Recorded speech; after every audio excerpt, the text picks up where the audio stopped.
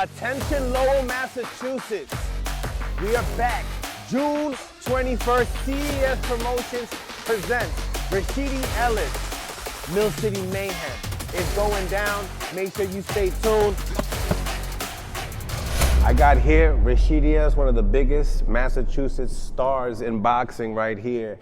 26-1. And we're gonna talk about that one in just a second. But my man was signed to Golden Boy. He was signed to PBC. This is the real deal right here. He's a world-class, ranked number 7 in the WBO. This is Rashidi Ellis, and this is the main event. Tell me, it's been a minute since you've obviously performed in this, venue. What does it mean to you to come to Lowell, being from Lynn, and obviously being in these big cards, but, coming back to where it all got started? Yeah, it means everything to me because the first time I started watching amateur shows is obviously the Golden Gloves. The Golden Gloves was like the biggest thing. That's what everybody talked about, And I joined the tournament when I was 16, and 16 years later, I'm fighting here again. It's pretty cool. June 21st, what do you think the fans will be able to expect from you? Sure, expect that like what they see all the time. Very excitement fight, saying speed, speed for a reason, baby. Savage with a smile, going there being the savage. You are, once again, you're ranked number 7 in the WBO.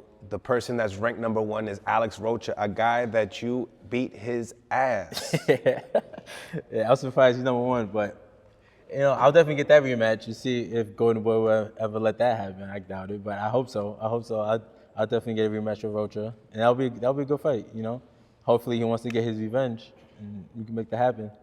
Then I'll be number 1. Then I'll fight, the person with the belt, Brian Norman. We've been in talks for a fight too, also. So, that's right. But I know he's busy. He got to fight in Japan, which is cool. But after that, Rashidi Ellis is here.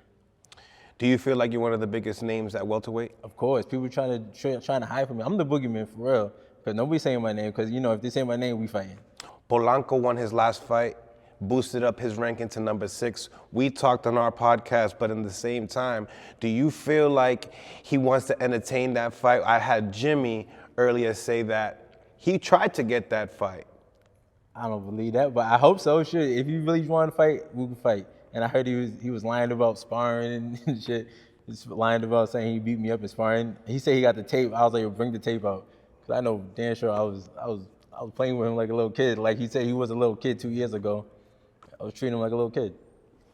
I've interviewed the champion, Brian Norman Jr., and he said that if you guys could make that happen, he would fight the winner of that fight.